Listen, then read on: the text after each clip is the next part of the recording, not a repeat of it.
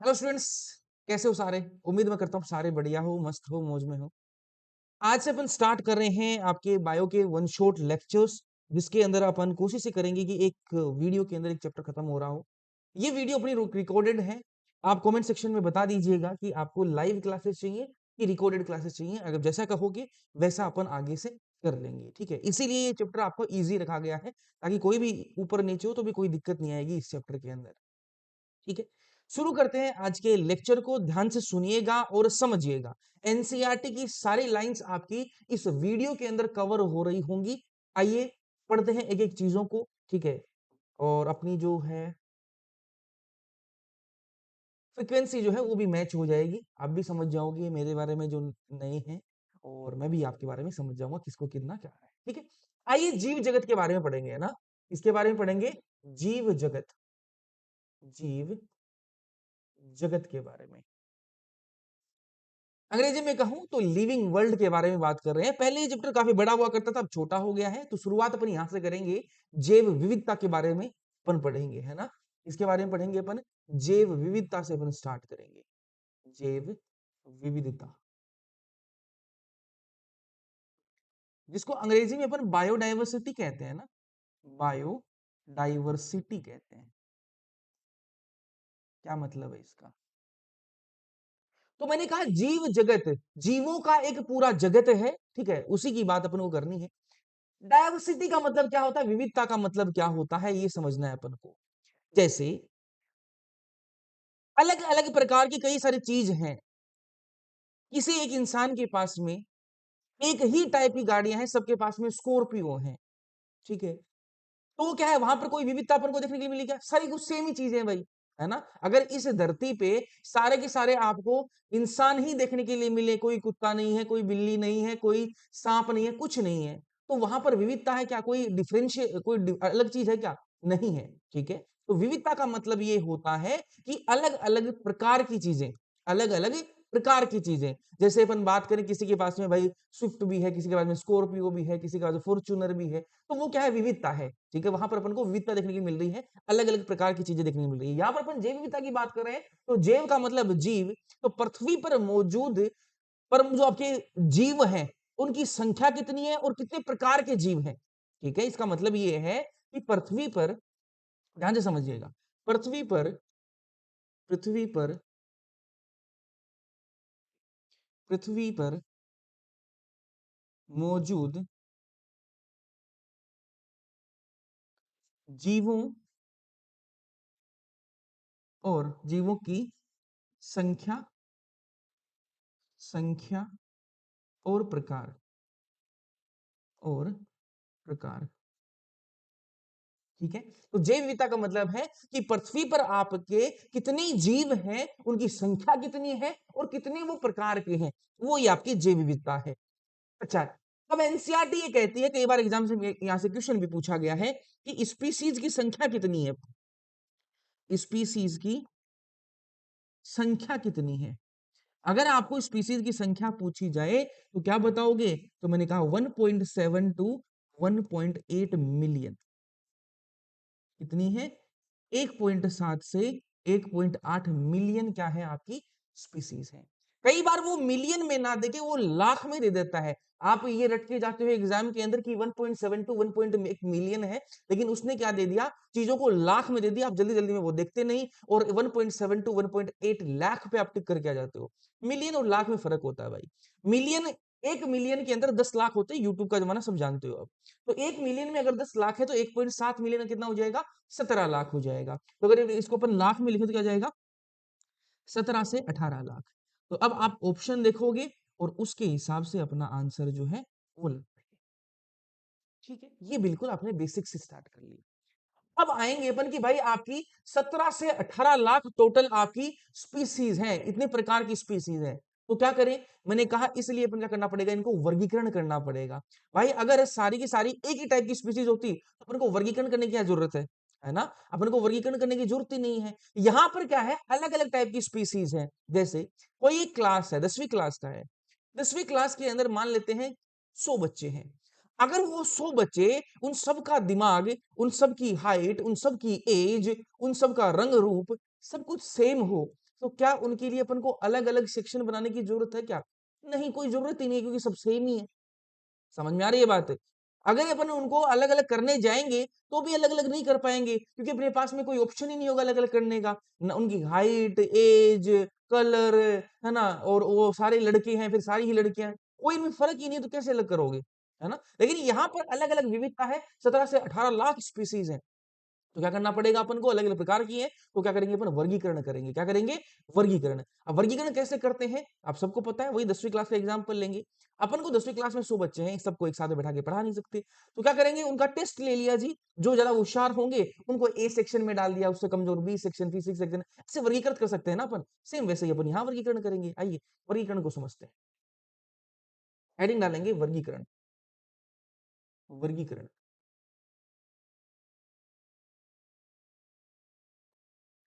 वर्गी वर्गीकरण।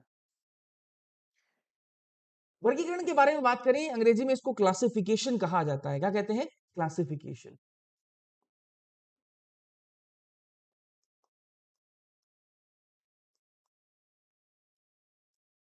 क्लासिफिकेशन, ये वर्गीकरण जो है आपकी, ये वो प्रक्रिया होती है जिसमें कुछ सरलता से, है ना, जो इजीली अपन देख पाए, कुछ सरलता से आपके दृश्य जो गुण हैं जिनको अपन देख सकते हैं, उनके आधार पर अपन अलग अलग वर्गों के अंदर वर्गीकृत करेंगे चीजों को। जैसे कुत्ते को आप देख के उसके गुण लिख सकते हो ना, कि भाई भौंक रहा है, पूंछ मुड़ी हुई है, देख सकते हो ना ये सारी चीजें।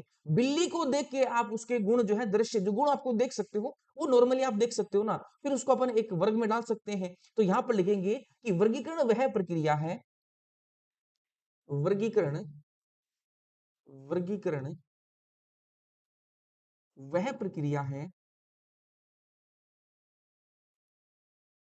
जिसमें, जिसमें कुछ सरलता से, कुछ सरलता से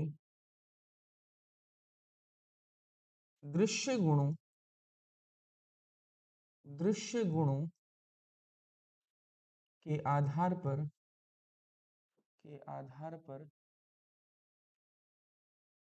अलग अलग वर्गों में, अलग अलग वर्गों में वर्गीकृत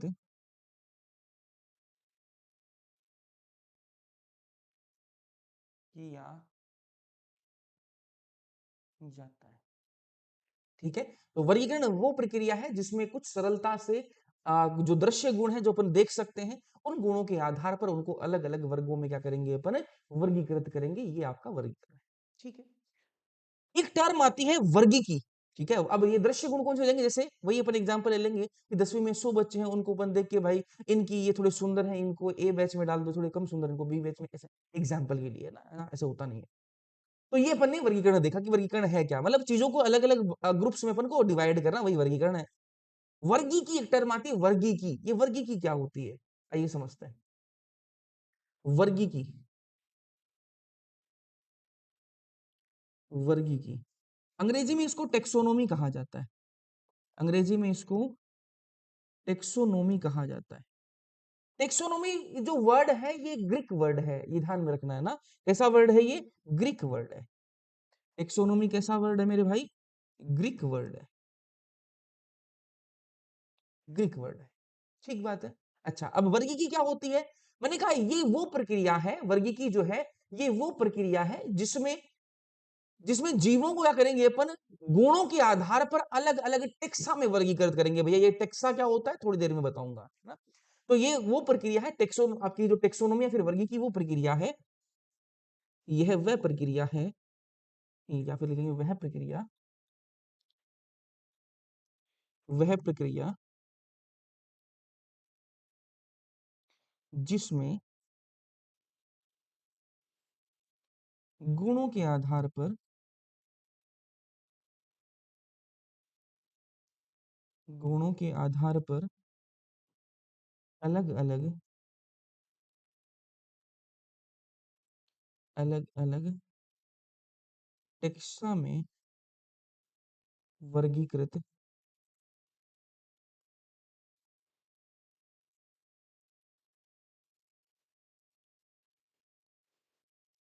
वर्गीकृत किया जाता है। ठीक है, तो वर्गीकी क्या है, वो प्रक्रिया है जिसमें जीवों को क्या करेंगे अपन, गुणों के आधार पर अलग अलग टेक्सा में क्या करेंगे, वर्गीकृत करेंगे। ठीक है, अब ये टर्म टेक्सोनोमी दी किसने है, तो ये एक साइंटिस्ट है एपीडी केंडोले। ठीक है, उन्होंने ये टर्म टेक्सोनोमी दी है। तो लिखेंगे ये टर्म जो है आपकी टेक्सोनोमी जो टर्म है, टर्म टेक्सोनोमी, तो जो आपकी टेक्सोनोमी जो टर्म है ये किसने दी, एपीडी, एपी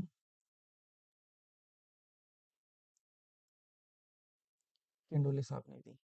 ठीक है, तो term taxonomy A P D Candolle. Father of taxonomy आपको पूछ रहे तो केरोलस लीनियस।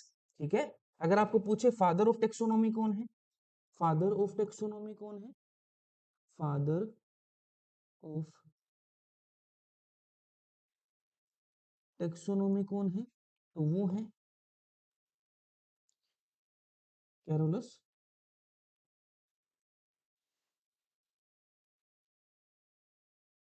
Carolus Linnaeus. ठीक है, तो ये यहां तक अपन ने बातें करी टेक्सोनोमी के बारे में। एक टर्म आती है सिस्टमेटिक्स, जिसको हिंदी में अपन वर्गीकरण पद्धति कहते हैं। ठीक है, वर्गीकरण पद्धति क्या होती है, वर्गीकरण देखा अपन ने, वर्गीकी देखा, अब बात करेंगे अपन वर्गीकरण पद्धति के बारे में समझते हैं। ठीक है, वर्गीकरण पद्धति,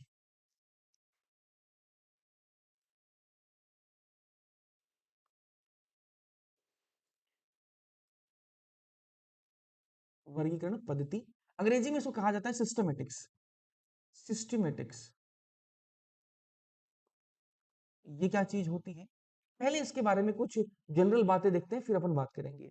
ये लेटिन वर्ड सिस्टेमा से बना हुआ है। सिस्टेमेटिक्स वर्ड कहां से बना है, ये तो इसका हिंदी अनुवाद अपन ने किया वर्गीकरण पद्धति, लेकिन जो ओरिजिनल जो है वो तो आपका सिस्टमेटिक्स ही है। ये जो सिस्टमेटिक्स जो आपका शब्द आया है वो कहां से आया है, वो एक लैटिन शब्द है सिस्टेमा, वहां से आया है। तो एक लैटिन वर्ड है, लैटिन वर्ड है सिस्टेमा, सिस्टेमा। ठीक है, और सिस्टेमा से ही आपका सिस्टमेटिक्स बना है। एक यहाँ पर पब्लिकेशन के टाइटल की भी बात होती है, सिस्टेमा नेचुरे। ठीक है, ये केरलस लीनियस साहब का क्या था, टाइटल था। ठीक है, पब्लिकेशन का टाइटल था, इसके बारे में भी लिख लेते हैं, ये एनसीईआरटी में है ये बातें।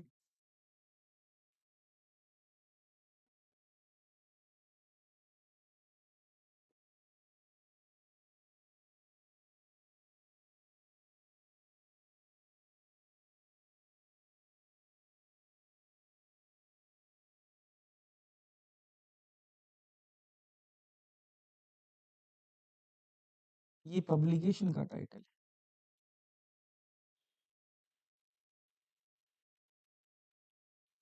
ठीक है, कोई दिक्कत कोई समस्या यहाँ तक तो नहीं है। फिर अपन एक बात करिए, अपन ने इस सिस्टमेटिक्स की, सिस्टमेटिक्स होती क्या है। मैंने कहा आप वर्गीकी जो भी अपन टेक्सोनोमी पढ़ के आए हैं, वर्गीकी और फाइलोजेनी दोनों को अपन जोड़ देते हैं तो सिस्टमेटिक्स बन जाता है। ठीक है, अभी समझाता हूँ मैं क्या मतलब बता रहा हूँ। मैं ये कह रहा हूं आपको कि अगर मैं वर्गीकी, वर्गीकी जिसको अंग्रेजी में अपन ने क्या कहा, टेक्सोनोमी कहा, क्या कहा, टेक्सोनोमी कहा। अगर इस वर्गीकी के साथ में, वर्गीकी क्या होती है, गुणों, जीवों को गुणों के आधार पर, जीवों के अंदर कौन कौन से गुण, भाई कुत्ता है भौंक रहा है ना, मुंह से लार पड़ रही है, उसके अलावा पूंछ मुड़ी हुई है, भौंक रहा है, ये सारी बातें अपन ने करी। ठीक है, उसके दांत थोड़े पॉइंटेड हैं, ये सारी बातें अपन ने गुण देख लिए। उन गुणों के आधार पर उसको अपन अलग अलग टेक्सा में बांटेंगे। टेक्सा क्या होता है थोड़ी देर में बताऊंगा। टेक्सा में बांटेंगे, वो आपकी क्या होती है, वर्गीकी होती है भाई।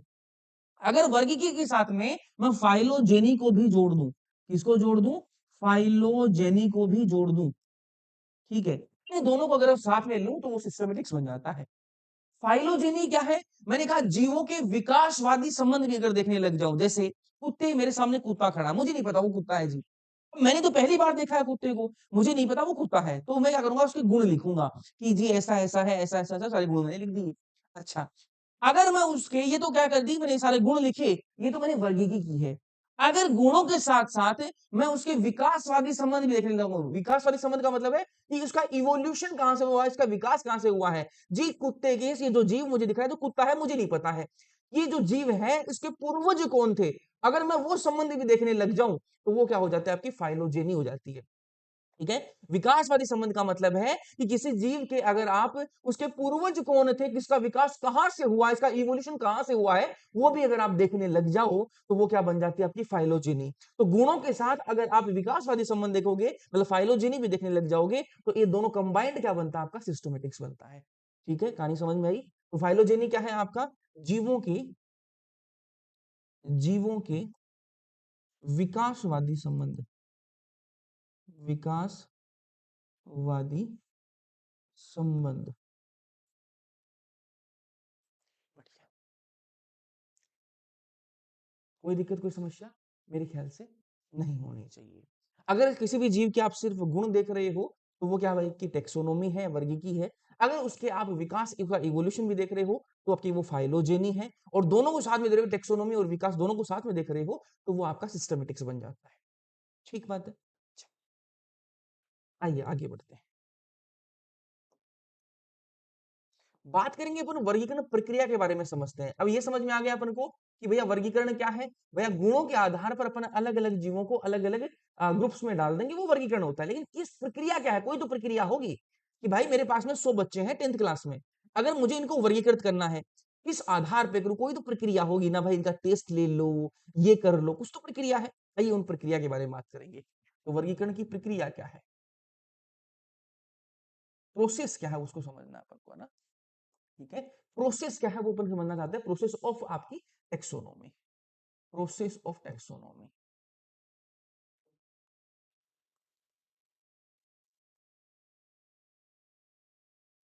ठीक है, वर्गीकरण करने की प्रोसेस क्या है।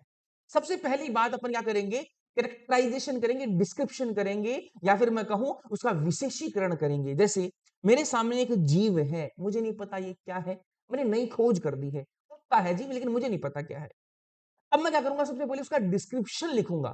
ठीक है, कि भैया इसके क्या क्या गुण है, सबसे पहले वो लिखूंगा कि भाई ये ऐसा है, ऐसा है, ऐसा ऐसा है, लिख लिए मैंने।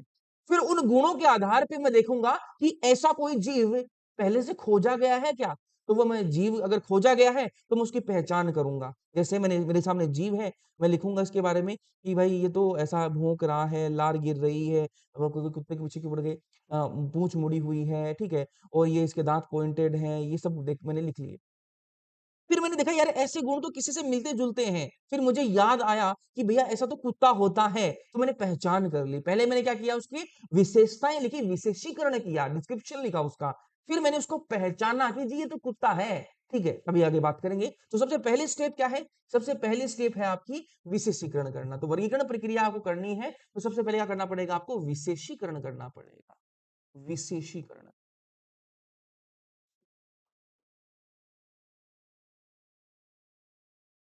अंग्रेजी में कहूं तो डिस्क्रिप्शन या फिर कैरेक्टराइजेशन। कैरेक्टराइजेशन करेंगे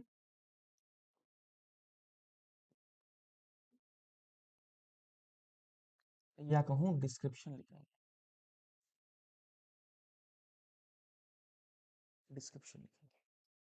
मैंने विशेषताएं लिखी उसकी कि भाई ये सारी विशेषताएं हैं, उसके बाद में क्या करूंगा, उसको मैं पहचानूंगा। ठीक है, तो दूसरी स्टेप में क्या करूंगा, मैं उसकी पहचान करूंगा। पहचान, पहचान। अगर वैसा कोई जीव है तो मुझे पहचान में आ जाएगा। पहचान या फिर उसको अपन अभिज्ञान भी लिख सकते हैं।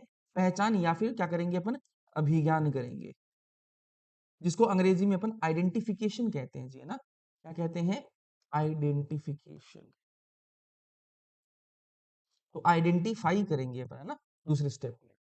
तीसरी स्टेप में क्या करेंगे अपन, तीसरी स्टेप में क्या करेंगे, वर्गीकरण करेंगे। अगर मुझे पता लग गया भाई ये जीव है, मैंने देखा, डिस्क्रिप्शन लिखा, फिर मैंने पहचान लिया जी ये तो कुत्ता है, फिर क्या करूंगा मैं उसको उसको मैं तीसरी स्टेप में उसका वर्गीकरण कर दूंगा। अगर कुत्ता है, जीव मुझे पता लग गया, तो उसको उठा के मैं उस प्रॉपर ग्रुप में डाल दूंगा। जो भी कुत्ते का ग्रुप है उस ग्रुप में मैंने डाल दिया उसको। तीसरी स्टेप आपकी वर्गीकरण कर दिया मैंने, वर्गीकरण या फिर मैं कहूं क्लासिफिकेशन।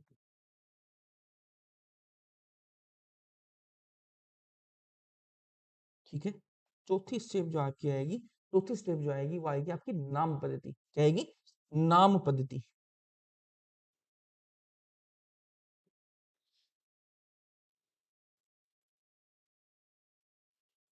नाम पद्धति, तो नाम पद्धति क्या है, मान लेते हैं यहाँ पर तो मैंने अपन को कुत्ता जो है वो अपन को पहले से पता था, लेकिन मान लेते हैं कोई जीव मुझे नया खोज लिया मैंने, तो फिर मैं क्या करूंगा, उसका डिस्क्रिप्शन लिखूंगा, उसकी सारी विशेषताएं लिखी, फिर मैं उसकी पहचान करूंगा कि भाई ऐसा कोई जीव है क्या, नहीं है, जैसा कोई जीव ही नहीं है। इससे कोई मिलता जुलता जीव है क्या, हाँ मिलता जुलता जीव है, तो कोई पर्टिकुलर ग्रुप में मैं डाल सकता हूँ उससे जो सिमिलर जो चीजें हैं, जैसे मैंने कोई जीव खोजा, ऐसा कोई जीव पहले है ही नहीं, ठीक है, लेकिन इससे मिलते जुलते हैं, तो मैं उसको उठा के उस ग्रुप में डाल दूंगा। अब मैं क्या करूंगा, नया जीव खोजा तो उसका नामकरण भी करना पड़ेगा भाई, सही कह रहा हूँ कि नहीं कह रहा हूँ, नई चीज खोजी है तो उसका नामकरण करना पड़ेगा, अगर पहले से है तो उसका नामकरण हुआ हुआ होगा, नई चीज है तो उसका नामकरण करेंगे, तो चौथे स्टेप में अपन नामकरण कर लेंगे। नामकरण अंग्रेजी में कहूं तो नोमेनक्लेचर,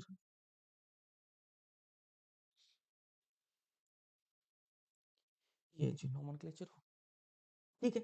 चलिए यहां तक कोई दिक्कत कोई समस्या नहीं होनी चाहिए, इजी पीजी। चलिए आगे बढ़ते हैं, बात आती है टेक्सोन या फिर टेक्सा। एक तरफ पढ़ेंगे टेक्सोन टेक्सा क्या है, एक तरफ हम पढ़ेंगे कैटेगरी रैंक लेवल क्या है। यहां पर कंफ्यूजन बहुत होती है, समझिएगा एक मेरे साथ में ध्यान से, चीजें क्लियर क्रिस्टल क्लियर समझ में आएंगी। टेक्सोन या टेक्सा, टेक्सोन क्या है आपका एक वचन है, टेक्सा आपका बहुवचन है, ठीक है, तो एक ही चीज है। इधर पर लिखेंगे कैटेगरी कह लो, कैटेगरी कह लो, लेवल कह लो, या रैंक कह लो, या रैंक कह लो। आपके सामने मैं किसी का नाम लूं, जैसे मैंने आपको कहा कि नोरा फतेही, ठीक है, या फिर मैं कहूं आपके सामने ऐश्वर्या राय, ठीक है, आपको मैंने बोला कि ऐश्वर्या राय, आपके दिमाग में क्या आएगा, आपके दिमाग में क्या आएगा, आपके दिमाग में यही तो आएगा ना कि वो एक्ट्रेस है, एक्टिंग कर रही है, दिमाग में यही तो, दिमाग में यही तो आएगा भाई, ठीक है, तो एक्ट्रेस है, एक्टर है, यही तो आएगा। तो ऐश्वर्या राय क्या है, यहाँ पर टेक्सा है। इसकी अगर मैं आपको पूछूं कैटेगरी लेवल या फिर रैंक पूछूं तो क्या है, एक्टर है भाई, क्या है, एक्टर है, क्या होगी कैटेगरी, क्या होगी इसकी, एक्टर होगी। अरे सही कह रहा हूं क्या मैं, गलत कर नहीं कर रहा। अगर मैं आपको कहूं कि नरेंद्र मोदी, ठीक है, तो आपके दिमाग में नरेंद्र मोदी जी की फोटो बनेगी भाई, अरे सही कह रहा हूं कि नहीं कह रहा। इनकी रैंक लेवल की बात करें क्या है, तो मैंने कहा भाई रैंक लेवल की बात करें अपन, तो ये तो पीएम है जी, है ना, प्रधानमंत्री। अरे समझ में आ रही है कि नहीं आ रही, सही कह रहा हूं मैं। अच्छा, इधर थोड़ा सा इसको मिटाते हैं अपन, अब थोड़ा अपन बायोलॉजी में वापस आ जाते हैं। अब मैं आपके सामने ये कहूं, अब मैं आपको ये कहूं गेहूं, ठीक है, गेहूं के बारे में कहूं मैं आपको, या फिर मैं आपको कहूं प्लांट, ठीक है, प्लांट, प्लांट, प्लांट क्या है, प्लांट क्या है, तो प्लांट में तो कुछ भी हो सकता है, प्लांट तो सारे ही प्लांट है भाई, प्लांट एक पूरा किंगडम है, जगत है एक प्लांट, ठीक है, बहुत सारे अलग अलग टाइप के प्लांट हैं। तो मैंने कहा प्लांट अगर आपके दिमाग में आ रहा है तो प्लांट क्या है, एक टेक्सा है, इसकी कैटेगरी रैंक लेवल पूछा आपको तो वो क्या है, किंगडम है, वो क्या है, किंगडम है, जगत, ठीक है। अगर मैं आपको कहूं गेहूं, अगर मैं आपको कहूं गेहूं, गेहूं, तो गेहूं के गेहूं बोलूंगा तो गेहूं दिमाग में आएगा भाई, बाजरा थोड़ी आएगा। तो गेहूं क्या है, एक स्पीसीज है, बाजरा क्या है, एक स्पीसीज है, तो ये क्या है, गेहूं तो क्या हो गया आपका टेक्सा या फिर टेक्सोन हो गया। और वही मैं कहूं आपकी कैटेगरी क्या हो जाएगी, गेहूं की कैटेगरी क्या है, जाति है जी, एक स्पीसीज है, क्या है, जाति, एक स्पीसीज है। अच्छा भैया ठीक है, समझ में आई बात। फिर मैं कहूं आपको कि पक्षी, ठीक है, बर्ड्स, आपको मैंने कहा एव्स या फिर बर्ड्स, पक्षी, पक्षी एव्स, ये क्या है आपकी, अपन पढ़ेंगे एनिमल किंगडम वाला जो चैप्टर है प्राणी जगत, उसमें पढ़ेंगे, ये क्या है, वर्ग है, क्या है, वर्ग है, इसका कैटेगरी रैंक लेवल पूछे आपको तो ये क्या है आपका, वर्ग है, क्लास, ठीक है। ऐसे ही मैं आपको बोलूं ममल्स या फिर स्तनधारी, स्तनधारी, स्तनधारी, तो स्तनधारी क्या है, स्तनधारी क्या है, एक क्लास है, एक वर्ग है, ठीक है। तो मेरे ख्याल से आपको टेक्सोन और कैटेगरी लेवल रेंज में फर्क पता लग गया होगा, ठीक है। तो अलग अलग जो है आपकी अलग अलग टेक्सा है और उनकी अलग अलग आपकी रैंक कैटेगरी लेवल हो सकती है, समझ में आई बात। चलिए अब बात करेंगे अपन नाम पद्धति के बारे में बात करेंगे, है ना, नाम पद्धति को समझेंगे, नाम पद्धति, नामकरण कैसे करना है, आइए देखते हैं। नाम पद्धति, अंग्रेजी में कहेंगे इसको नोमेनक्लेचर। कहीं भी आपको ऐसा लगे कि हाँ यहाँ इंप्रूवमेंट हो सकता है, कोई डाउट है, तो कमेंट सेक्शन में लिख दीजिएगा, है ना। पहली क्लास रिकॉर्डेड रखी है, अगर आपको कोई दिक्कत आए पूछ लीजिएगा, आगे से अपन अगर लाइव करनी है तो लाइव कर लेंगे, रिकॉर्डेड है तो रिकॉर्डेड जैसे कहोगे वैसा कर लेंगे। नाम पद्धति नोमेनक्लेचर, या फिर इसको नामकरण भी लिख सकते हैं ना, नामकरण, नामकरण। किसी का भी नाम कैसे रखा जाता है, जैसे आपका भी एक स्कूल का नाम है, एक घर का नाम है, डॉक्यूमेंट्स में नाम अलग है, घर का नाम अलग है। जैसे मेरा नाम प्रदीप कोलसिया है, लेकिन घर का नाम मेरा लाडू कहते हैं मुझे ना, जैसे लड्डू नहीं होता कि लड्डू, लेकिन राजस्थानी में उसको लाडू, लड्डू को लाडू कहते हैं। तो घर का नाम मेरा ऐसा है, तो सबका ऐसे ही नाम होते हैं घर के। तो कोई भी आपका जो जीव है, उसका एक जो लोकल नेम होगा, एक साइंटिफिक नेम होगा, है ना। जैसे लोकल नेम जो है वो हर थोड़ी थोड़ी डिस्टेंस पे बदल जाते हैं, है ना। मेरे यहाँ उस चीज को कुछ और बोलते होंगे, आपके यहाँ उस जीव को कुछ और बोलते होंगे, ये चलता है ना। तो यहाँ पर अपन बात करें तो दो प्रकार के नाम होते हैं। नाम जो है आपके दो प्रकार के होते हैं, एक होते हैं आपके लोकल नेम, एक होते हैं आपके लोकल नेम, दूसरे होते हैं आपके साइंटिफिक, साइंटिफिक नेम कहूं या मैं कहूं वैज्ञानिक नाम होते हैं,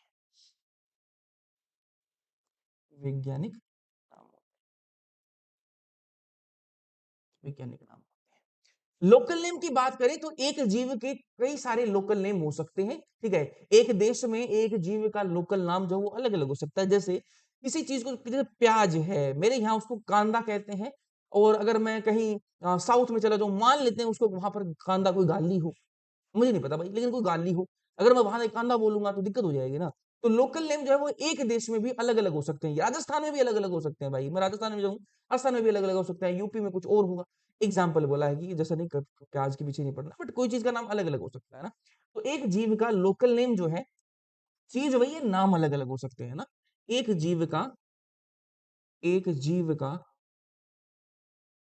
लोकल नाम, लोकल नाम एक देश में, एक देश में, देश में अलग अलग,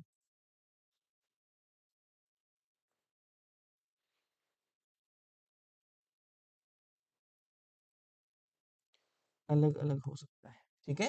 तो एक देश में एक जीव का लोकल नाम जो है वो आपका अलग अलग हो सकता है, कोई दिक्कत कोई समस्या नहीं है भैया यहाँ तक तो हमें, ठीक है, अलग अलग हो सकता है, ये तो आपने देखा भी होगा।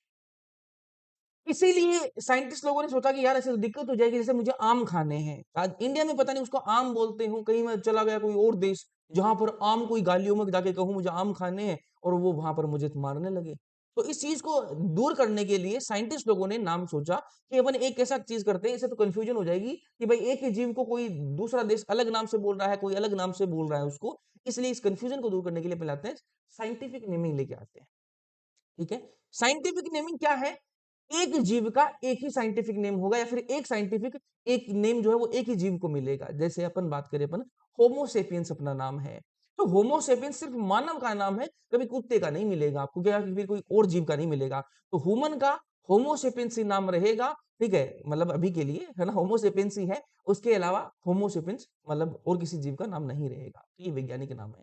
आइए द्विपद नाम पद्धति पढ़ेंगे इसके अंदर। अब नाम देने की अलग अलग पद्धतियां हैं, जैसे अपन यहाँ पर अलग अलग जगह पे अलग अलग नाम तरीके से नाम दिया जाता है। जैसे मेरा नाम प्रदीप कोलसिया है, यहाँ पर मैं दो नाम यूज कर रहा हूँ ना, प्रदीप और कोलसिया, ठीक है। लेकिन वहीं अगर हम अपन गुजरात की साइड में चलते हैं तो वहां पर वो जेठालाल चंपकलाल गड़ा हो जाता है, ठीक है। तो यहाँ पर वो तीन नाम यूज कर रहे हैं, तीन नाम पद्धति हो गई वो, जेठालाल चंपकलाल, मतलब वो ऐसा नहीं कि अपन अपने पिताजी का नाम यूज नहीं करते हैं, जैसे मैं राजस्थान से हूँ तो हम दो ही नाम लगाते हैं, नाम और सरनेम, ठीक है। वहां पर वो पिताजी का नाम इंटेक्ट रखते हैं, एनी टाइम लगाते हैं, तो जेठालाल चंपकलाल गड़ा, तो यहाँ पर जेठालाल हो गया, चंपकलाल हो गया, गड़ा हो गया, तीन नाम हो गए ना। ऐसी अलग अलग पद्धतियां हैं, तो यहाँ पर भी वही बात कर रहे हैं अपन, द्विपद नाम पद्धति के बारे में बात करेंगे, है ना। द्विपद नाम पद्धति, द्विपद नाम पद्धति, बाई नोमेनक्लेचर,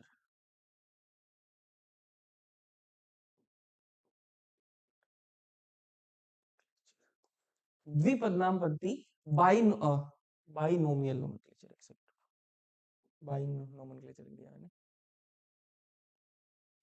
बाइनोमियल नोमेनक्लेचर।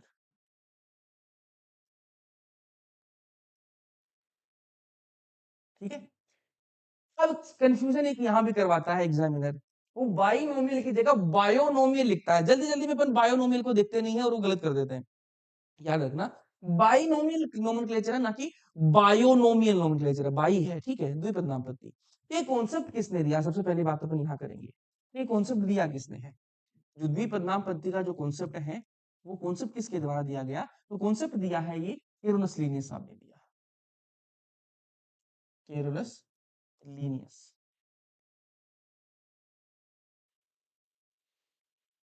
तो ये कॉन्सेप्ट किसके द्वारा दिया गया, केरोलस लीनियस साहब के द्वारा दिया गया। यहाँ पर नाम जो है, नाम से पता लग रहा है द्विपद नाम पत्ती है, तो यहाँ पर नाम जो है वो दो शब्दों का होगा, है ना। नाम कितने शब्दों का होगा, दो शब्दों का नाम होगा। नाम दो शब्दों का होगा।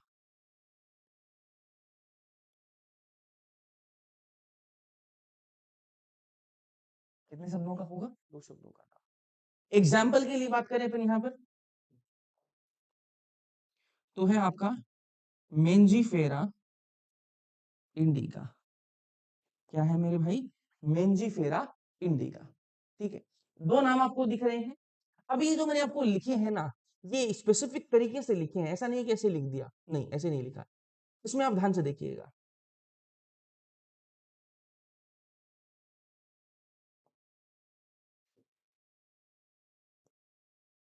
मेंजीफेरा और इंडिका, किसका नाम है, सबसे पहले आम का नाम है ना। ये साइंटिफिक नेम है किसका, आम का, मैंगो का। ठीक है भैया, क्लियर हो गई कहानी, यहाँ तक कोई दिक्कत नहीं है। फिर मैंने कहा इसमें दो शब्द, दो नाम है, दो शब्द हैं इस नाम के अंदर। जैसे प्रदीप कोलसिया, एक नाम है एक सरनेम हो गया। ठीक है, मेंजीफेरा की बात करें अपन यहाँ पर, तो ये क्या है, आपका पहला शब्द है। ये क्या है आपका पहला शब्द। भैया ये कौन सी रॉकेट साइंस बता दिया आपने, पहला शब्द सिंपल सा है। ये दूसरा शब्द है। अच्छा, हमें पता ही नहीं था ये वाली बात। ये आपका दूसरा शब्द है। पहला शब्द जो है वो किस चीज को दर्शा रहा है, वो वंश नाम को दर्शा रहा है, वो जीनस को दर्शा रहा है। इंपॉर्टेंट चीज है, ध्यान से सुनना भाई। पहला जो शब्द आपके सामने है वो किस चीज को दर्शा रहा है, वो आपका वंश नाम को दर्शा रहा है। वंश नाम, जिसको अंग्रेजी में अपन जीनस कहते हैं। तो पहला शब्द किसको दर्शा रहा है, आपके जीनस को दर्शा रहा है। और दूसरा शब्द जो है वो दर्शा रहा है जाति संकेत, जाति संकेत, या मैं कहूं स्पीसीज को दर्शा रहा है। स्पीसीज को दर्शा रहा है। तो पहला शब्द जो है वो किसको दर्शा रहा है, आपके वंश नाम को दर्शाएगा। और दूसरा नाम, दूसरा शब्द जो है वो आपका जाति संकेत को। तो जितने भी आपके द्विपदनाम पद्धति के द्वारा अपन साइंटिफिक नेम लिखेंगे, वो सब में आपको ध्यान रखना, पहला शब्द किसको रिप्रेजेंट करता है, वंश नाम को। और दूसरा शब्द रिप्रेजेंट करता है आपके जाति संकेत को रिप्रेजेंट करता है। एक चीज और ध्यान में रखनी है, पहले शब्द की शुरुआत हमेशा कैपिटल लेटर के साथ में होगी, देखो एम मैंने कैपिटल में लिखा है। और दूसरे शब्द की शुरुआत हमेशा स्मॉल लेटर में होगी, मैंने देखो आई स्मॉल में लिखा है। तो ये रूल्स हैं, ठीक है, तो ये नोट करेंगे अपन, नोट करेंगे। इसको हल्का सा छोटा कर देता हूँ, एक सेकंड, ताकि चीजें आ जाए। ठीक है, काम चल जाएगा।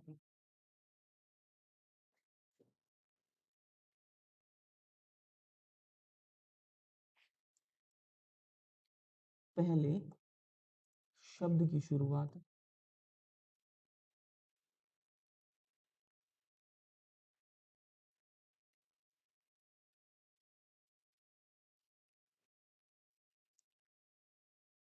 कैपिटल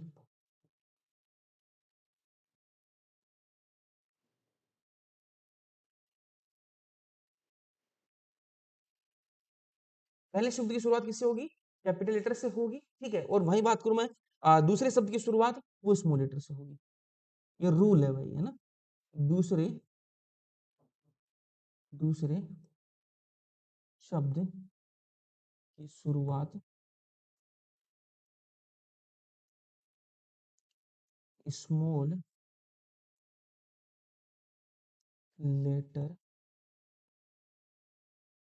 से होगी, है ना। पहले शब्द की शुरुआत आपकी कैपिटल लेटर से होगी और दूसरे शब्द की शुरुआत क्या होगी आपकी स्मॉल लेटर से होगी। ये रूल्स हैं, इनके बारे में आपको ध्यान में रखना है। एक और एक अपन नाम लिखे, साइंटिफिक नेम लिखे, तो वो अपन यहाँ पर लिख सकते हैं। एग्जाम्पल के लिए होमोसेपियंस, होमो सेपियंस, सेपियंस। अच्छा, एक चीज और आपने नोटिस करी होगी, मैं यहाँ पर अंडरलाइन कर रहा हूँ चीजों को, है ना। ये दोनों नाम जो है इनको अपन अंडरलाइन कर रहे हैं, ये भी रूल है, ये भी क्या है, रूल है। यहाँ पर मैंने अंडरलाइन किया, ये भी क्या है आपका रूल है। इनको अंडरलाइन करना होता है, ये ध्यान में रखना। जब भी अपन हाथ से लिखेंगे, अपन रूल पढ़ेंगे थोड़ी देर में, जब भी अपन चीजों को हाथ से लिखेंगे तो अपन उनको क्या करेंगे, अंडरलाइन करते हैं, ये ध्यान में रखना है। तो ये किसका नाम है, आपके मानव का नाम है ना। मानव का साइंटिफिक नेम आपका होमोसेपियंस है। होमो का मतलब है आपका, होमो क्या है आपका पहला शब्द, ये किसको रिप्रेजेंट करेगा, वंश नाम। वंश नाम आपकी जीनस को रिप्रेजेंट कर रहा है, वंश नाम आपकी जीनस को रिप्रेजेंट कर रहा है। सेपियंस क्या है, जाति संकेत, जाति संकेत, या मैं कहूं स्पीसीज को रिप्रेजेंट कर रहा है, स्पीसीज को रिप्रेजेंट कर रहा है। ठीक है, तो ये द्विपद नाम पत्ती है। अब द्विपद नाम पत्ती के कुछ नियम है जो एनसीईआरटी में दे रखे हैं। एज इट इज एनसीईआरटी से के नियम अपन यहाँ पर भी लेके आएंगे और उनको पढ़ेंगे। ठीक है, तो द्विपद नाम पत्ती के नियम, द्विपदनाम पद्धति के नियम, कौन कौन से नियम हैं, यहां से क्वेश्चन बनता है ना, और कई बार बना है यहाँ से क्वेश्चन। ये जो नियम मैं आपको दिखा रहा हूं, यहाँ से कई बार क्वेश्चन जो है वो बना है, इसलिए आपको ये ध्यान में रखना है। एक सेकेंड, कहाँ आता है भाई पिक्चर्स में,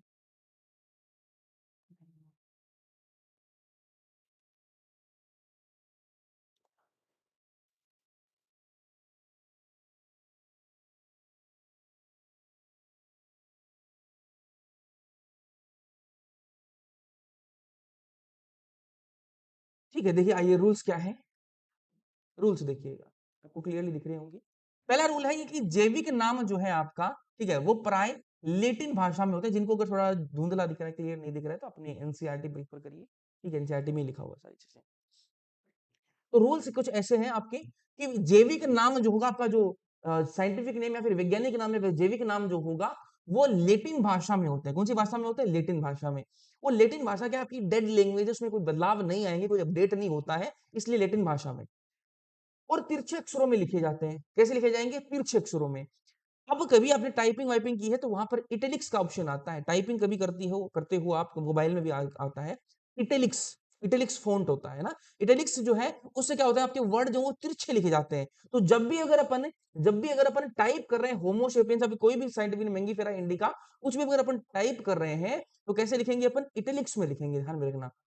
ठीक है, जब भी अपन टाइप करते हैं तो इटैलिक्स में इनको तिरछा लिखा जाएगा। और अगर अपन हाथ से लिख रहे हैं तो तिरछा कैसे लिखे भाई, इसलिए अपन अंडरलाइन कर देते हैं। ये किसको दर्शा रहा है, ये हाथ से लिखना, या फिर अंडरलाइन कर रहे हैं अपन हाथ से लिखते हैं उस टाइम पर, और टाइपिंग करते टाइम पर अपन तिरछा लिख रहे हैं, ये लेटिन भाषा के उद्भव को दर्शाता है। यहाँ पर लिखा हुआ है ये सारी चीजें। ठीक है, तिरछे अक्षरों में लिखे जाते हैं। इनका उद्भव चाहे कहीं से भी हुआ हो, इन्हें लेटिनीकरण अथवा इन्हें लेटिन भाषा का व्युत्पन्न समझा जाता है। ये रूल पहला।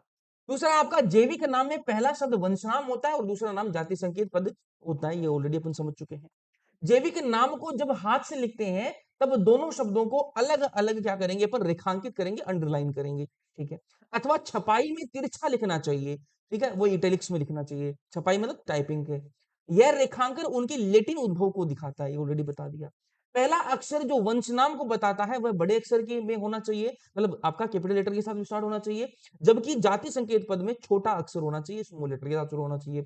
मेंजीफेरा इंडिका के उदाहरण से इसकी व्याख्या कर सकते हैं, जो कि अपन ने ऑलरेडी कर दी है, ऑलरेडी समझ ली है अपन ने। लेकिन एक बार अपन और यहाँ पर चीजें समझेंगे। जैसे मेंजीफेरा इंडिका लिम, आपको ये वर्ड दिखाई देगा, है ना, आपको ये लिखा हुआ दिखाई दे सकता है, मेंजीफेरा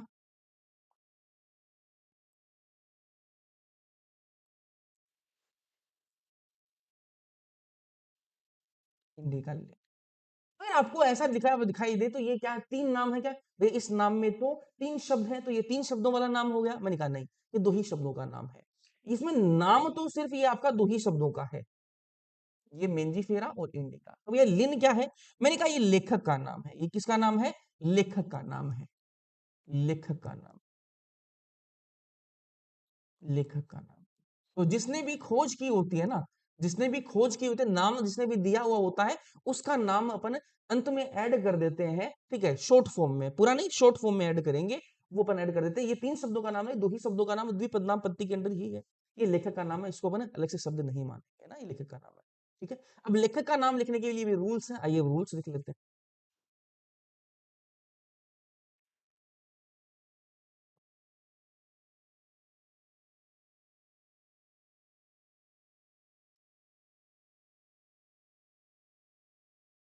लेखक का नाम लिखने के भी रूल्स हैं, वो रूल्स अपन यहाँ पर देख लेते हैं। जाति संकेत के बाद लिखा जाएगा, लेखक का नाम कहाँ लिखा जाएगा, जाति संकेत के बाद। यहाँ पर जाति संकेत इंडिका है, इसके बाद देखो लेखक का नाम लिखा गया है। तो पहला रूल तो यही होगा कि जाति संकेत के बाद लिखा जाएगा, इसमें कोई दिक्कत कोई समस्या मेरे ख्याल से नहीं होनी चाहिए, है ना।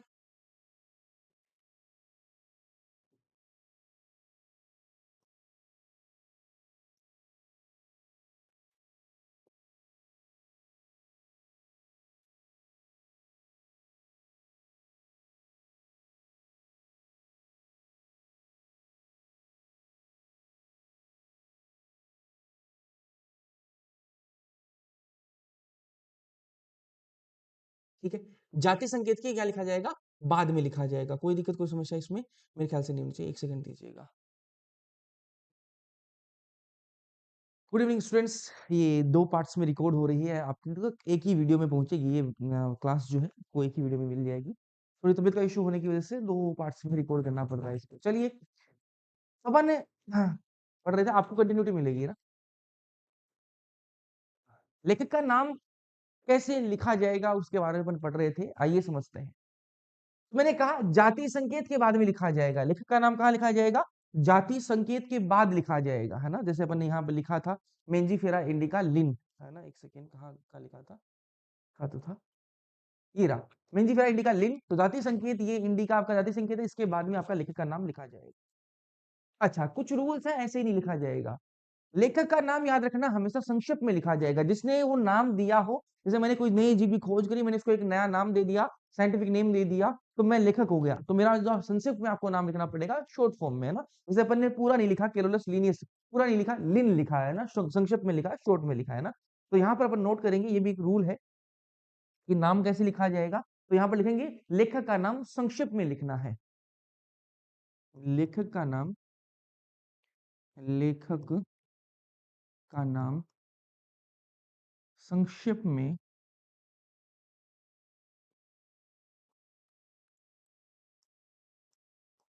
लिखना है।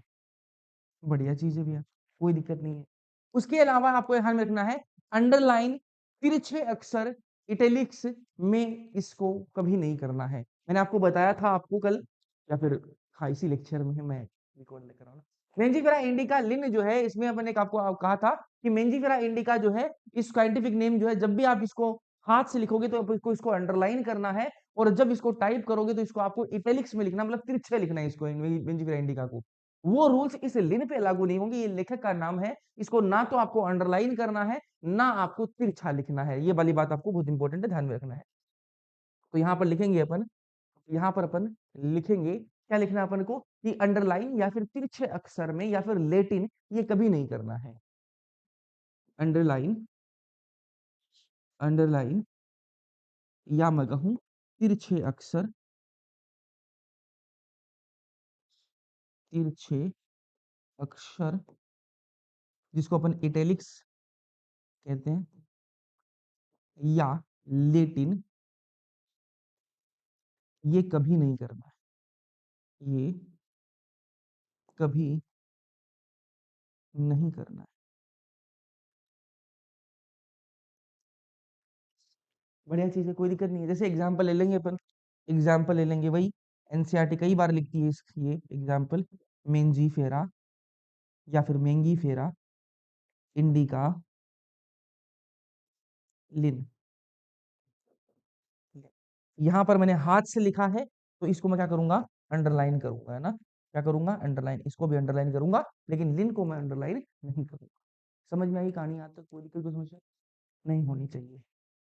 आगे बढ़ेंगे, मैंने कहा प्रत्येक जीव को एक ही नाम दिया जाएगा और वो नाम सिर्फ एक ही जीव का रहेगा। जैसे लोकल नेम की बात करी तो मैंने कहा आम, अपने इंडिया में उसको आम कहते हैं, क्या पता विदेश में कहीं वो आम गाली हो। अरे सही में यार, है ना?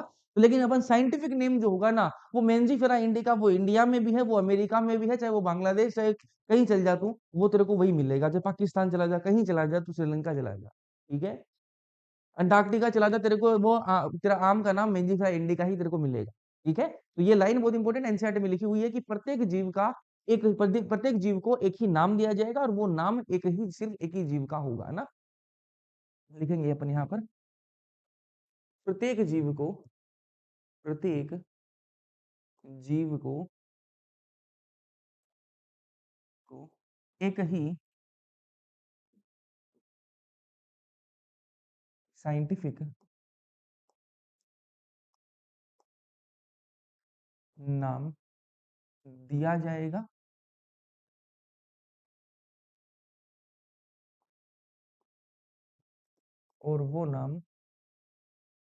और वो नाम सिर्फ एक ही जीव का होगा, एक ही जीव का होगा। बढ़िया चीज है, कोई दिक्कत, कोई समस्या नहीं है भाई। अच्छा, अब यहाँ पर बात करेंगे अपन केरोलस लीनियस साहब की। यहाँ तक बातें हो गई, बढ़िया। नाम अब लिखना अपन सीख चुके हैं, लिख दोगे किसी का भी नाम लिख देंगे।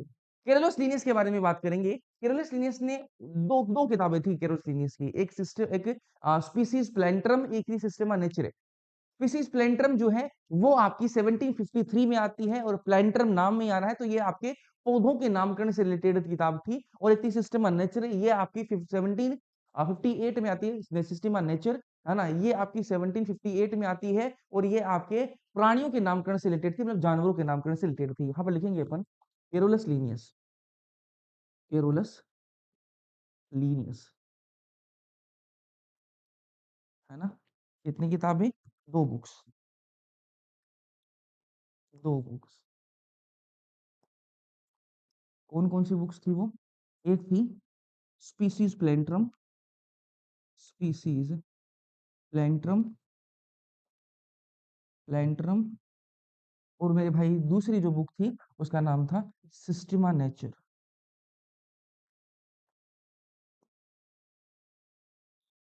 ठीक है।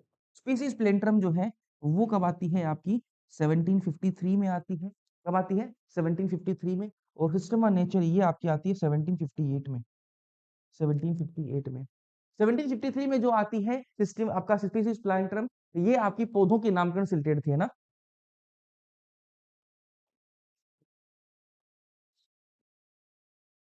इसमें क्या बताया गया था? पौधों का नामकरण, पौधों का नामकरण कैसे करना है वो इसमें था। और इसमें आपकी प्राणियों का नामकरण, जानवरों का नामकरण इसमें।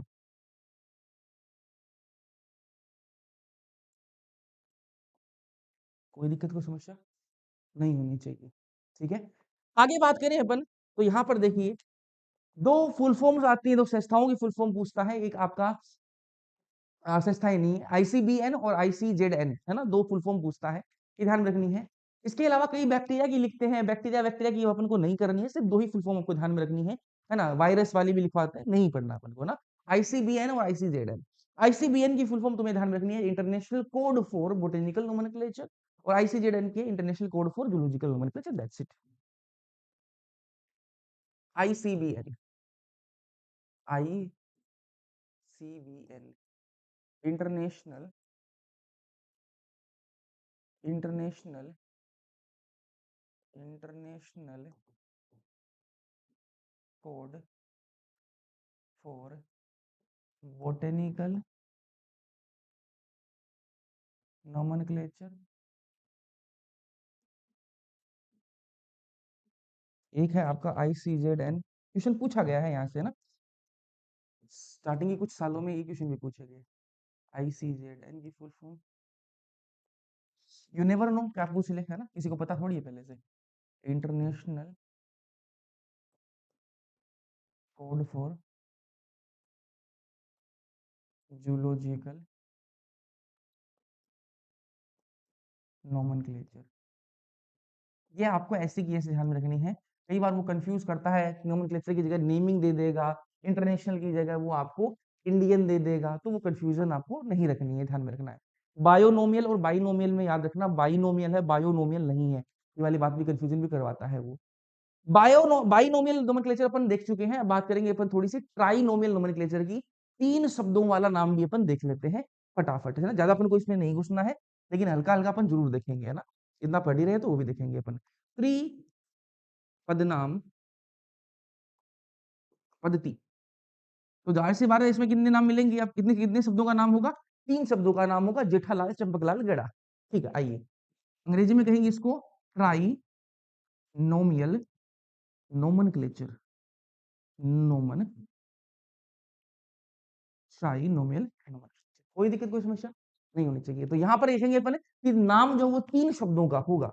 नाम कितने शब्दों का होगा मेरे भाई, तीन शब्दों का होगा, है ना, नाम तीन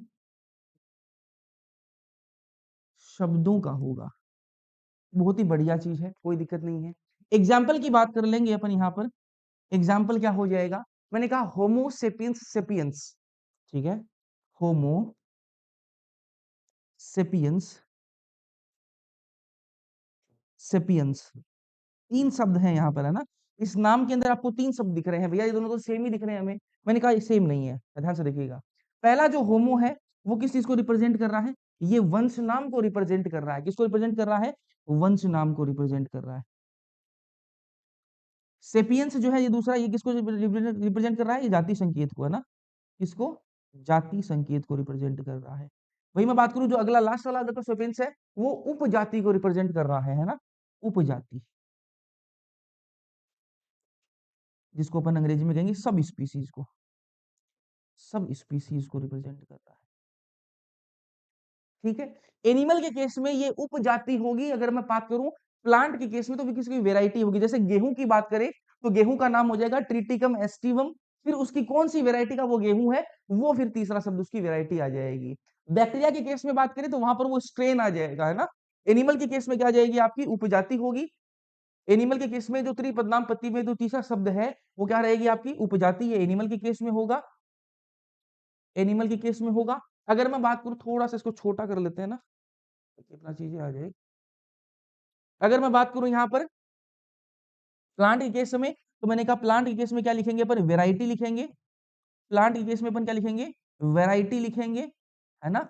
और मैं बात करूं बैक्टीरिया केस में, तो वहां पर अपन स्ट्रेन लिखेंगे, है ना, स्ट्रेन लिखेंगे बैक्टीरिया केस में। तो अगर बैक्टीरिया का नामकरण कर रहे हैं तो पहले दो शब्द तो आपके हो जाएंगे वंश नाम और जाति संकेत, तीसरा जो है वो आपको स्ट्रेन को दर्शाएगा।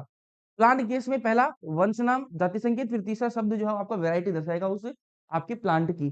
फिर उपजाति की बात करें तो एनिमल केस में अपन उपजाति करेंगे, ये आपका क्या हो जाएगा, तीन शब्दों वाला नाम हो जाएगा, जिसके को अपन त्रिपद नाम पत्ती कहेंगे, बस इतना ही पढ़ना। बढ़िया। एक टर्म आती है टोटोनियम, ये टोटोनियम क्या है आइए समझते हैं इसके बारे में भी। टोटोनियम, एनसीईआरटी बिल्कुल कवर चल रही है ना, टेंशन मत लेना।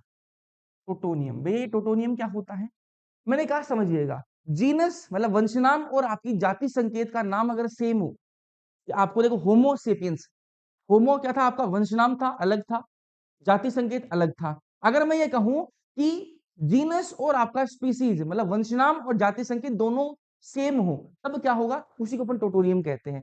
टोटोनियम का मतलब है वंशनाम, वंशनाम और जाति संकेत, जाति संकेत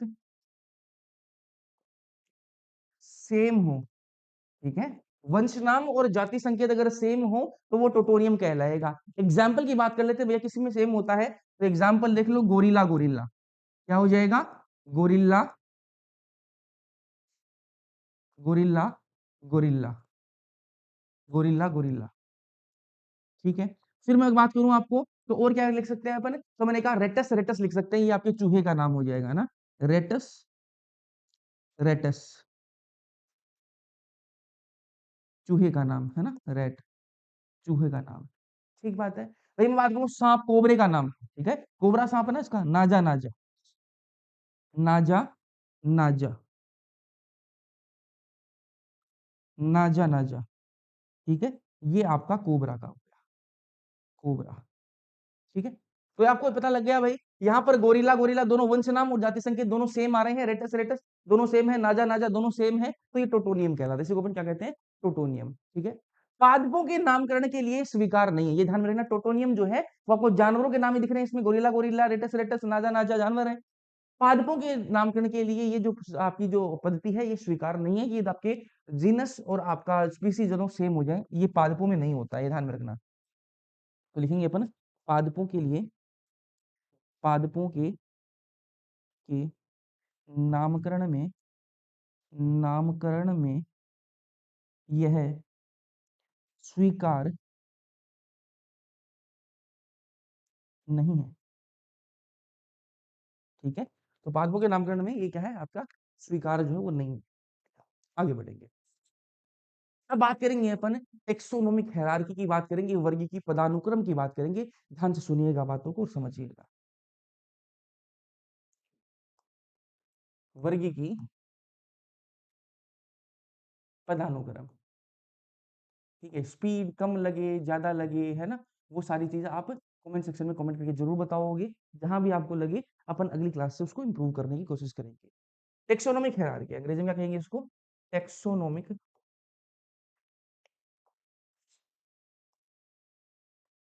हायरार्की।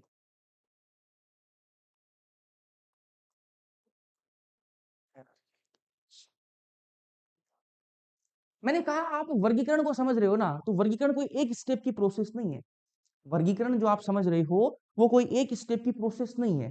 वर्गीकरण जो है उसमें कई सारी स्टेप्स होती हैं, वर्गीकरण जो है उसमें क्या होती है आपकी कई सारी स्टेप होती हैं। आपको ये लगे कि हाँ वर्गीकरण करना तो वो छोटी सी चीज है कर देंगे कोई दिक्कत नहीं है, नहीं ऐसा नहीं है, आपको उसकी बहुत सारी चीजें बतानी पड़ेंगी। जैसे एक आपके सामने मैं कॉमन सा एग्जांपल लूं, तो कुत्ता ले लेते हैं अपन, है ना। हाँ, कुत्ता अपन अपने खोज के कुत्ते की, अब आपको उसको वर्गीकृत करना है तो क्या करना पड़ेगा आपको, उसकी जाति बतानी पड़ेगी, उसका वंश नाम बताना पड़ेगा, उसकी वर्ग बताना पड़ेगा, उसका गण बताना पड़ेगा, उसका आपको संघ बताना पड़ेगा, ठीक है। तो कई सारी चीजें, उसका जगत बताना पड़ेगा, कई सारी चीजें आपको बतानी पड़ेंगी। इसलिए मैं कह रहा हूं कि वर्गीकरण जो है आपकी, वर्गीकरण जो है वो कोई एक स्टेप की प्रोसेस आपकी नहीं है, है ना। तो वर्गीकरण जो है वो आपकी एक स्टेप की प्रक्रिया नहीं है, पहली बात तो ये लिखेंगे।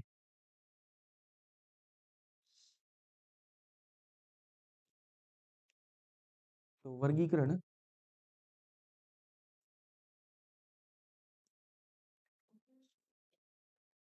एक सेकंड, वर्गीकरण एक स्टेप की प्रक्रिया नहीं है।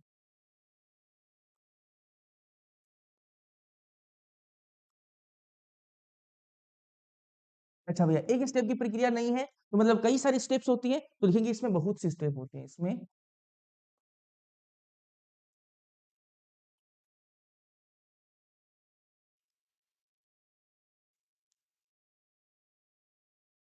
इसमें क्या होती है आपकी बहुत स्टेप्स होती हैं।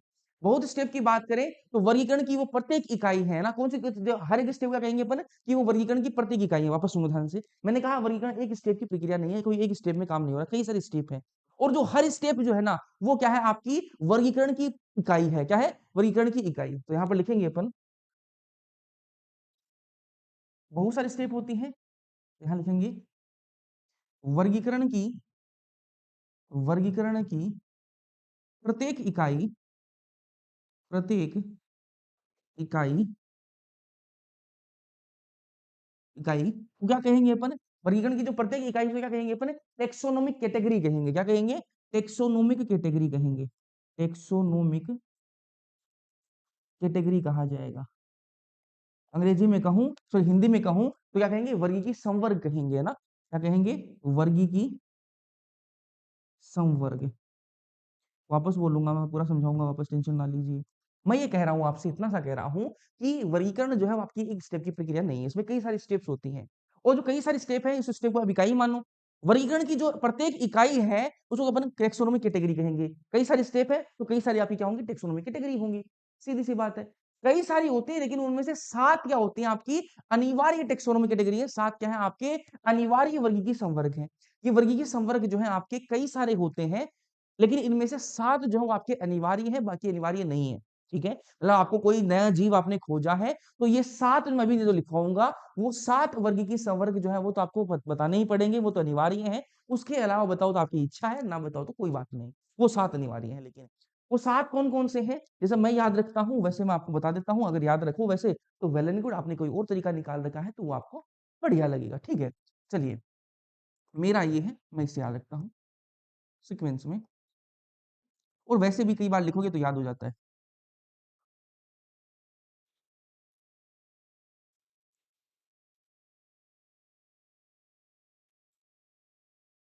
ठीक है? तो मैं ऐसे याद रखता हूँ, कल परसों चला और फिर घूमा शहर। ठीक है? इससे क्या या कैसे याद रहेगा?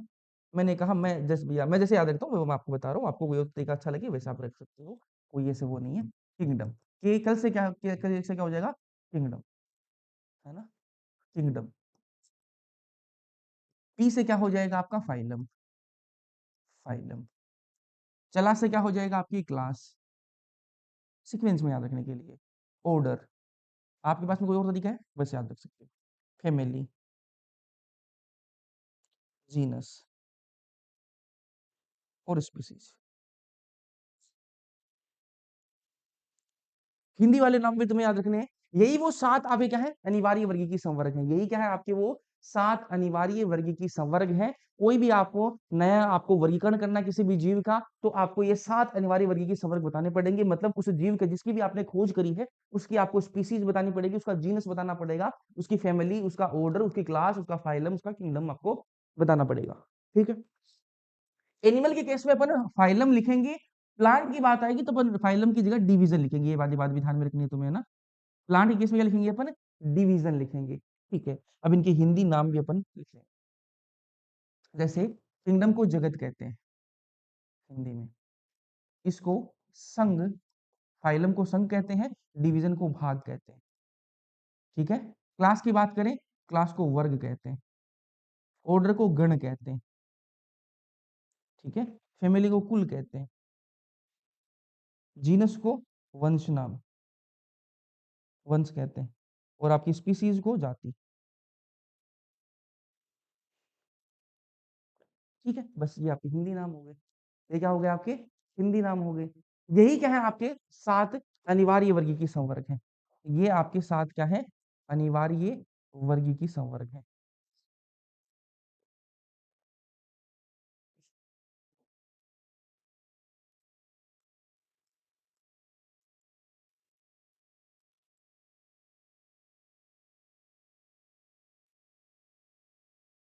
ठीक है, ये 7 क्या है आपके अनिवार्य वर्गीय की संवर्ग। इसमें तो आपको कोई भी जीव खोजोगे तो ये तो आपको बतानी ही पड़ेगी। इसके अलावा आपको और भी कुछ है तो अपन को नहीं पढ़ने हैं, तो अपन नहीं पढ़ेंगे बस। चलिए, अब कुछ यहाँ से पॉइंट्स हैं जहां से क्वेश्चन बनता है, और कई बार जो स्टूडेंट्स है वो गलत करके आते हैं। यहाँ से जो क्वेश्चन आते हैं उनको क्या बनते हैं क्वेश्चन, और कई बार ये क्वेश्चन रिपीट हुआ है। देखो ध्यान से, जब हम स्पीसीज से, ठीक है, जब हम स्पीसीज से, ये यहां पर जाती है, स्पीसीज से जब अपन किंगडम की तरफ जाते हैं, मतलब नीचे से अपन ऊपर की तरफ जाते हैं, तब सामान्य गुण घट जाते हैं। सामान्य गुण क्या होंगे? घट जाएंगे। कैसे भैया घट जाएंगे? एग्जाम्पल देता हूं। कुत्ता और बिल्ली, कुत्ता और बिल्ली, या अपन कहें, कि चीता और बिल्ली, आपको कई सिमिलरिटीज देखने के लिए मिल जाएंगी। चीता और बिल्ली में आपको कई सारी सिमिलरिटीज देखने के लिए मिल जाएंगी। अभी कहानी कहाँ चल रही है आपकी? स्पीसीज जीनस के फैमिली के लेवल पे कहानी चल रही है। तो चीता और बिल्ली में आपको कई, अब ढूंढोगे सिमिलरिटीज तो कई सारी सिमिलरिटी समानताएं आपको देखने के लिए मिलेंगी। लेकिन जब मैं ऊपर की तरफ जाऊंगा, वो इससे थोड़ा ऊपर की तरफ जाऊंगा, जगत पे आ जाऊंगा। जगत कौन सा है बिल्ली का? भाई आपका प्राणी जगत है।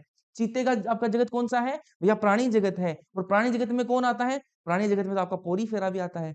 पोरी फेरा और बिल्ली में कोई समानता है क्या? नहीं है। तो मैंने कहा, यही मैं कह रहा हूं कि आपको चीता और बिल्ली में तो आपको समानताएं देखने के लिए मिल गई, क्योंकि आप नीचे नीचे बात कर रहे थे। ठीक है, लेकिन जैसे आप ऊपर जाओगे तो आपको क्या है, समानताएं घट जाती है। याद रखना, क्वेश्चन बनता है यहाँ से, तो याद रखना, जब हम स्पीसीज से किंगडम की तरफ जाते हैं तो सामान्य गुण जो है वो घट जाते हैं।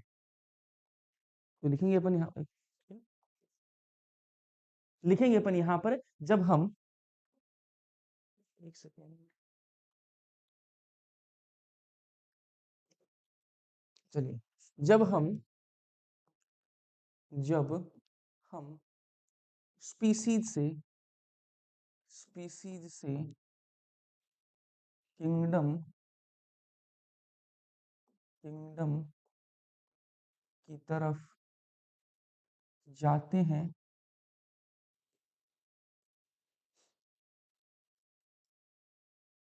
तो सामान्य गुण घट जाते हैं।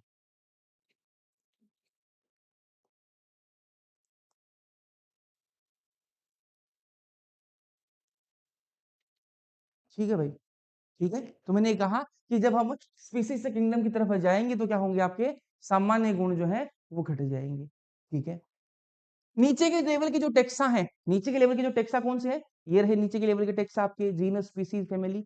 उनके अंदर गुण जो है आपको अधिक सामान्य गुण देखने को मिलेंगे। मैंने बताया आपको कि चीता और बिल्ली के अंदर आपको, बाघ और बिल्ली के अंदर आपको समान देखने के लिए मिल जाएंगी, लेकिन पोरीफेरा किंगडम जब आपका एनिमल किंगडम है उसमें तो पोरीफेरा भी है, सेंट्रेटा भी है, इनके अंदर आपको समानताएं कम देखने के लिए मिलेंगी, है ना। तो जो नीचे के लेवल के जो आपके, नीचे के लेवल के जो आपके टेक्सा हैं उनमें सामान्य गुण अधिक मिलते हैं।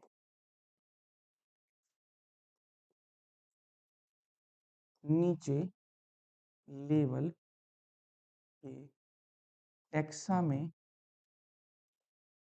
सामान्य गुण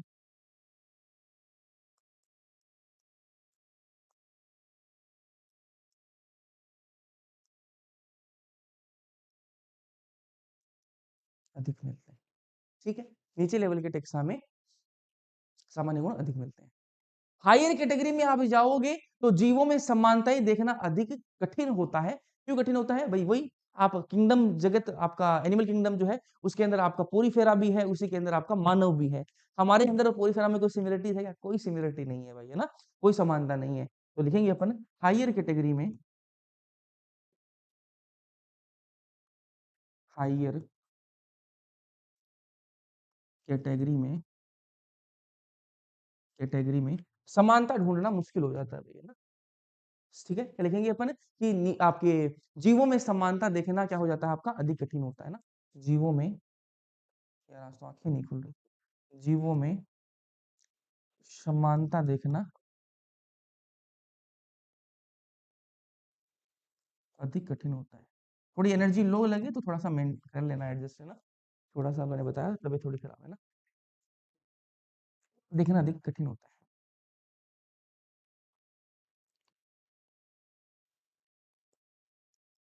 बढ़िया चीज है भैया, और बताओ उसके बारे में। मैंने कहा वर्गीकरण यहाँ पर जटिल हो जाता है ना, वर्गीकरण यहाँ पर क्या हो जाता है, जटिल हो जाता है। अपन हायर कैटेगरी में देखेंगे चीजों को, क्लास में हूँ बाद में करूंगा ना। अपन हायर कैटेगरी में देखें तो अगर हायर कैटेगरी को देख के जीवों के बीच में वर्गीकरण करना चाहे तो वो कहा जटिल हो जाता है। जैसे अपन कंपेरिजन करें पोरीफेरा और मानव के बीच में कोई कंपेरिजन नहीं है, तो वर्गीकरण वहां पर जटिल हो जाता है। वर्गीकरण जटिल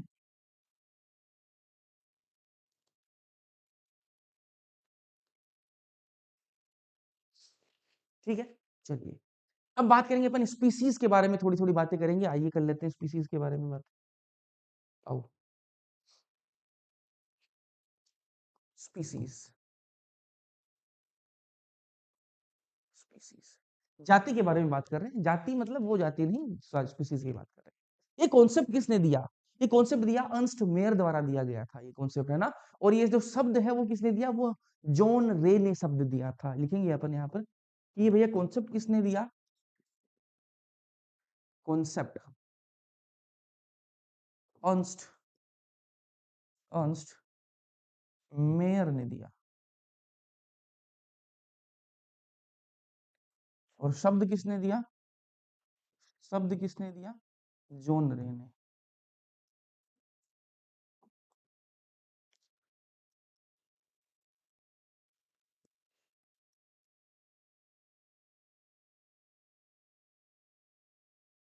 ठीक है।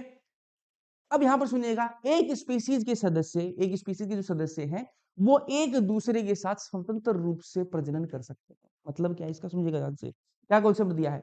कॉन्सेप्ट ये दिया है कि एक स्पीशीज के जो सदस्य हैं वो आपस में स्वतंत्र रूप से प्रजनन कर सकते हैं। जैसे होमोसेपियंस जो मतलब मानव आपस में प्रजनन कर सकता है, अरे कोई दिक्कत है क्या? कोई दिक्कत नहीं है।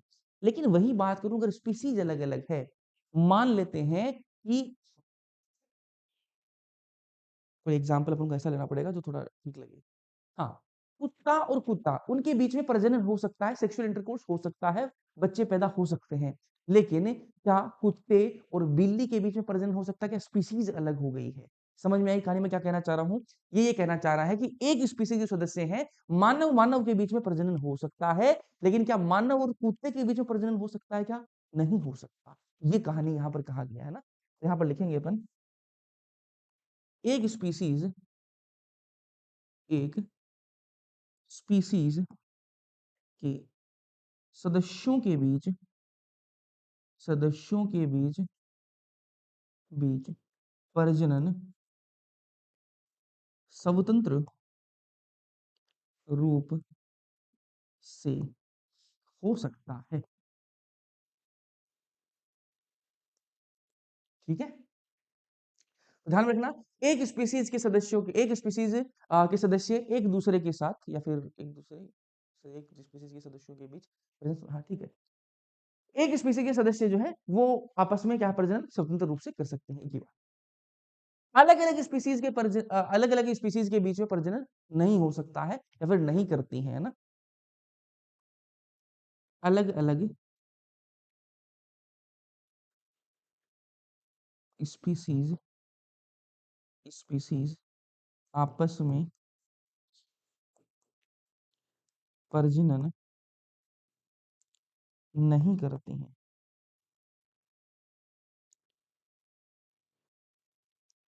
वापस पढ़ेंगे एक बार इस चीज को। मैंने कहा ये जो स्पीसीज का कॉन्सेप्ट है ये दिया किसने? ये अर्न्स्ट मेयर द्वारा दिया गया। एक सेकेंड,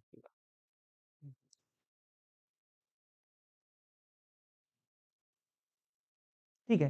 ये स्पीसीज का जो कॉन्सेप्ट है किसने दिया? ये अर्न्स्ट मेयर द्वारा दिया गया। बोले ठीक बात है, कोई दिक्कत नहीं है भैया।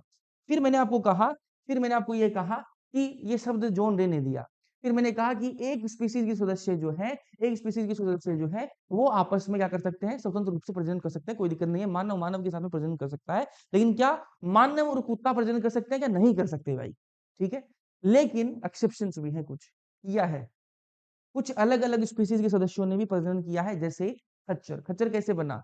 गधा और घोड़ी ने प्रजनन किया तब खच्चर बना। ये एक्सेप्शन है, दो अलग अलग स्पीशीज है, गधा अलग स्पीशीज है, घोड़ी अलग स्पीशीज है, लेकिन दोनों ने प्रजनन किया तो खच्चर बना। ठीक है, तो यहाँ पर ये एक्सेप्शंस की बात कर लेंगे अपन, कि भाई ऐसा तो है ही नहीं पॉसिबल कि कोई चीज हो ही नहीं सकती, लोगों ने कर रखी है ना।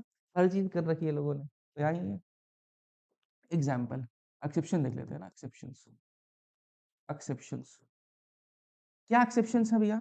मैंने कहा एक्सेप्शन पहला आपका हो जाएगा खच्चर। खच्चर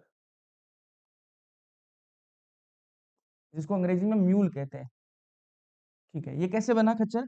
तो मैंने कहा गधा, गधा और घोड़ी के बीच में प्रजनन हुआ, गधा और घोड़ी के बीच में क्रॉस हुआ तो खच्चर बना। खच्चर क्या है यहाँ पर? ये मेल है। खच्चर क्या है? मेल। जैसे खच्चर है वैसे ही म्यूल बनता है, वैसे ही हिनी भी बनती है। हिनी क्या है आपकी? फीमेल। हिनी कैसे बनती है? हिनी कैसे बनती है वो देखना ध्यान से। हिनी बनती है गधी, गधी और घोड़े के बीच में प्रजनन, है ना भाई। गधा और घोड़ी ने किया, खच्चर बना। ठीक है, मेल बना, है ना। और गधी और घोड़ा करेंगे तब क्या बनेगा आपका? घोड़े लिख दिया मैंने, घोड़ा, है ना। घोड़ा करेंगे तो हीनी बनेगी, फीमेल है। लेकिन ये ध्यान में रखना, दोनों ही ये आपका खच्चर और हीनी दोनों ही क्या है आपके? बच्चे पैदा नहीं कर सकते, है ना। दोनों ही क्या है? ये आपके इनफर्टाइल है। इनफर्टाइल, इनफर्टाइल, ये बच्चे पैदा नहीं कर पाएंगे। अगर आपको नया खच्चर बनाना है तो गधा और घोड़ी के बीच में प्रजनन करवा के ही बना सकते हो। ये खच्चर आगे अपना बच्चे पैदा नहीं कर पाएगा, है ना। अगर खच्चर बना तो लिया आपने एक बार, लेकिन खच्चर अगर आपको और भी खच्चर चाहिए तो आपको गधा और घोड़ी के बीच में प्रजनन करवाना पड़ेगा। खच्चर अपने से खच्चर नहीं बना पाएगा, ये ध्यान रखना, क्योंकि वो इनफर्टाइल है, बच्चे पैदा ही नहीं कर सकता। ऐसे ही कुछ और भी किया गया। टाइगन, क्या है? टाइगन, टाइगन, टाइगन, टाइगन कैसे बना? तो मैंने कहा tiger, male tiger, male tiger, male tiger का क्रॉस हुआ किसके साथ में? फीमेल लायन के बीच में, ठीक है, शेरनी, ठीक है, फीमेल शेरनी और आपका मेल टाइगर के बीच में जब क्रॉस हुआ तो टाइगर बना। एक बना लाइगर, लाइगर, लाइगर कैसे बना? इस बार आपका मेल लोयन था, शेर था, और इसका क्रॉस करवाया गया फीमेल टाइगर के साथ में, तो जो प्रोडक्ट बना वो क्या बना? लाइगर बना। और इस बार ध्यान में रखना, टाइगन से अपन एक नया टाइगन बना भी सकते हैं। कैसे? खच्चर और हिनी ये इनफर्टाइल होते हैं, ये बच्चा पैदा नहीं कर सकते, लेकिन टाइगन जो है वो तो बच्चे पैदा कर सकता है, लेकिन टाइगन से जो बच्चा पैदा होगा ना वो अपने और बच्चे नहीं पैदा कर पाएगा। तो कहानी अपन सिंपल सी लिखेंगे कि ये सिर्फ पहली पीढ़ी जो बनेगी ना, जैसे अपन ने टाइगर और लायन का क्या करा, क्रॉस कराया तो टाइगन बन गया। टाइगन जो बन गया ये तो प्रजनन कर पाएगा, ये तो बच्चे पैदा कर पाएगा, लेकिन इसके जो बच्चे होंगे ना वो आगे बच्चे पैदा नहीं कर पाएंगे। तो सिर्फ पहली पीढ़ी प्रजनन कर सकती है, लिख देंगे यहाँ पर। इतना सा अपन को ऐड करना है कि सिर्फ सिर्फ पहली पीढ़ी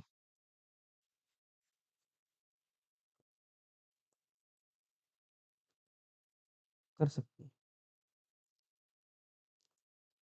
ठीक है, सिर्फ पहली पीढ़ी प्रजनन कर सकती है। बढ़िया। चलिए, यहाँ पर अपना लगभग चैप्टर खत्म हो गया, ठीक है। तो थोड़ी सी अपन को हल्की हल्की बातें करनी है, आइए कर लेते हैं वो भी, है ना। एक सेकेंड, ये फोकस छोड़ रहा है, बस थोड़ी सी बातें और करनी है, फिर अपना टॉपिक खत्म हो जाएगा।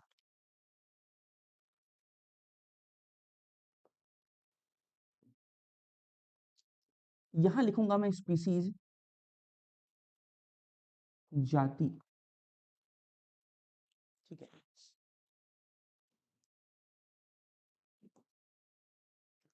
जैसे पेंथेरा लियो, ठीक है, क्या लिखा मैंने? पेंथेरा, पेंथेरा लियो। उसके अलावा Panthera tigris, Panthera tigris, Panthera tigris लिखा मैंने। उसके अलावा मैं और क्या लिख सकता हूँ यहाँ पर? Panthera pardus, Panthera,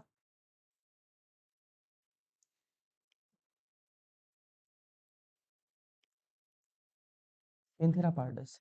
Panthera pardus किसका नाम है? लेपर्ड का, ठीक है, तेंदुआ। पेंथेरा टिग्रिस आपका टाइगर का। पेंथेरा लियो लायन का। ये क्या है यहाँ पर आपको? जाति इनकी सबकी अलग अलग है, लेकिन आप देख रहे हो पेंथेरा पेंथेरा पेंथेरा सब में आ रहा है, वंश सबका सेम है। तो ये तीनों जो है ना, पेंथेरा लियो, पेंथेरा टिग्रिस और पेंथेरा पार्डस, तीनों ही क्या है? एक ही वंश के हैं। क्या है? इनका तीनों का वंश क्या है आपका? एक ही है, समझिएगा ध्यान से। तीनों का वंश क्या है आपका? तीनों का वंश जो है, या फिर मैं कहूँ जीनस, वो क्या है आपका? एक ही है, पेंथेरा।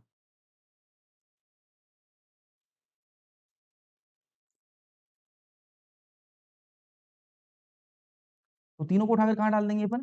पेंथेरा वंश में डाल देंगे। कोई दिक्कत की समस्या है क्या? नहीं। तो तीनों के बीच में समानताएं हैं क्या? लियो, लायन, टाइगर और आपके तेंदुए के बीच में समानताएं हैं क्या? बिल्कुल भैया, समानताएं हैं।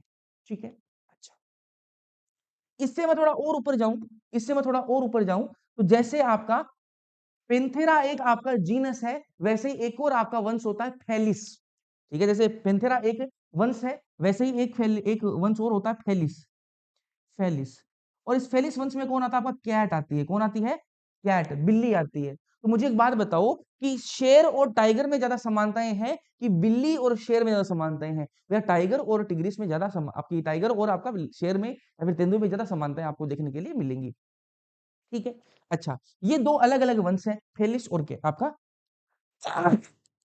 सॉरी, फैट, तबीयत कुछ ज्यादा ही खराब है। आइए, वंश से थोड़ा और ऊपर उठे अपन तो मैंने कहा कुल आ जाएगा। कहा जाएगा? कुल, फैमिली। समझिएगा, बहुत इंपॉर्टेंट चीज है भाई, है ना, मजेदार चीज है। पेंथेरा और फेलिस दो अलग अलग जीनस है, लेकिन ये एक ही फैमिली के मेंबर है। दोनों क्या है? एक ही फैमिली के मेंबर है। फैमिली का नाम है फेलिडी। कौन सी फैमिली? Felidae, Felidae, Felidae. ठीक है, तो पेंथेरा भी इसी का है और फेलिस भी इसी का है। जैसे फेलिडी एक फैमिली होती है, वैसे केनिडी भी एक फैमिली होती है, केनिडी। और इस केनिडी फैमिली में कौन आता है? इसमें आपका डॉग आता है। कौन आता है? डोग। अब मुझे एक बात बताओ कि डोग डोग में ज्यादा समानता, डोग और कैट में ज्यादा समानता है, डोग और कैट में ज्यादा समानता है, ठीक है, या फिर कैट और आपकी तेंदु आपकी चीता में ज्यादा समानता है, फिर बाघ में ज्यादा समानता है, टाइगर में ज्यादा समानता है? कैट और टाइगर में ज्यादा समानताएं हैं, ठीक है, और कैट और डोग में कम समानताएं हैं, ठीक है। पर जैसे जैसे ऊपर जाएंगे समानताएं आपकी घटती जा रही है, ये मैं कहने का मतलब मेरा ये है। इससे मैं थोड़ा और ऊपर जाऊंगा तो क्या आ जाएगा, फैमिली के बाद में आपका ऑर्डर आता है, क्या आता है? ऑर्डर। ऑर्डर, हिंदी में इसको गण कहेंगे, है ना, गण। ऑर्डर कौन सा आ जाएगा? कार्निवोरा, है ना, कार्निवोरा। ऑर्डर का नाम है मेरे भाई कार्निवोरा। ये फेलिडी फैमिली और कैनिडी फैमिली दोनों ही किसके, आप कौन से ऑर्डर में आएंगे? कार्निवोरा ऑर्डर में आएंगे।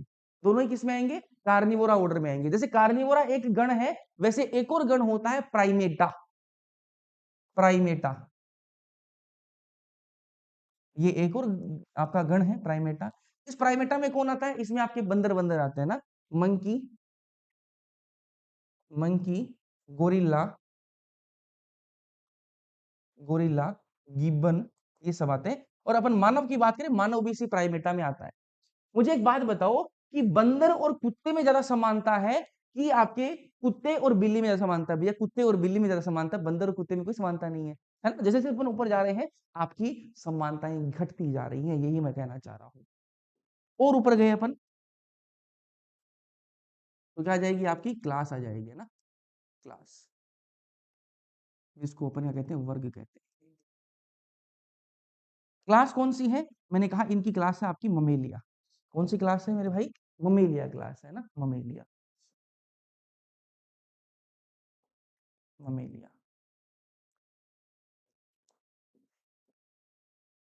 ये तुम्हारा कार्निवोरा और ये तुम्हारा प्राइमेटा, दोनों ही गण किसके अंडर आते हैं? ममेलिया आपकी क्लास के अंदर आते हैं, ठीक है।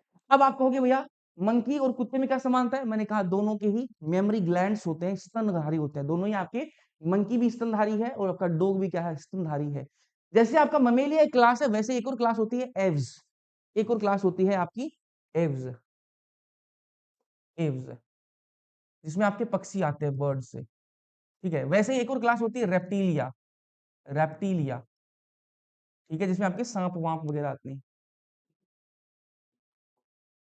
मुझे एक बात बताओ कि आपके बंदर और कुत्ते में ज्यादा समानता थी, ठीक है, क्योंकि दोनों ही स्तनधारी हैं तो समानताएं तो हैं, इसके भी बाल हैं उसके भी बाल हैं शरीर पे। ये- बंदर और आपके कुत्ते में ज्यादा समानता है कि सांप और बंदर में ज्यादा समानता है? भैया बंदर और कुत्ते में ज्यादा समानता है ना। तो यहाँ पर देखो ऊपर जैसे जैसे जा रहे हैं समानताएं घटती जा रही है, यही मेरे कहने का मतलब है। इससे ऊपर आएंगे तो क्या आ जाएगा? आपका फाइलम आ जाएगा, क्योंकि अपन एनिमल की बात कर रहे हैं, प्लांट की बात कर रहे होते तो संघ आता, डिवीजन आता। इसको हिंदी में संघ कहते हैं, है ना, फाइलम को हिंदी में संघ कहते हैं। फाइलम कौन सा आ जाएगा यहाँ पर? Chordata, Chordata.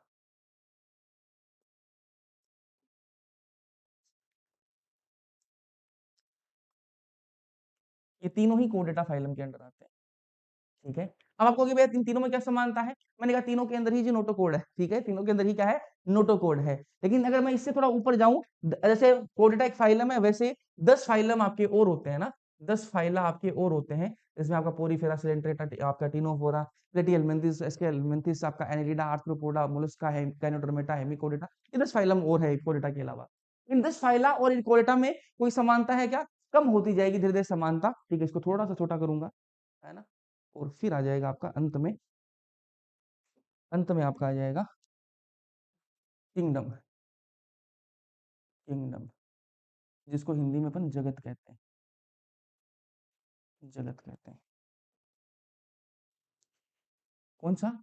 आपका एनिमल किंगडम, एनिमल किंगडम। और मजे की बात बताऊं आपको, कोडेटा भी एनिमल किंगडम में आता है, ये 10 फाइला भी आपके एनिमल किंगडम में आते हैं। तो आप देखो कहां से अपन ने समानताओं स्टार्ट किया, जैसे जैसे अपन ऊपर गए समानताएं आपकी घटती गई, यही आपको मैं कहना चाह रहा था। ये अपन ने समझ भी लिया है, कोई दिक्कत कोई समस्या मेरे ख्याल से नहीं होनी चाहिए। जैसे अपन ने एनिमल का देखा, सेम ऐसे ही प्लांट का भी होगा, है ना, सेम ऐसे ही प्लांट का भी होगा। और अब अपन एक एनसीईआरटी की एक इमेज लेना चाहेंगे, एनसीईआरटी की एक इमेज लाना चाहेंगे।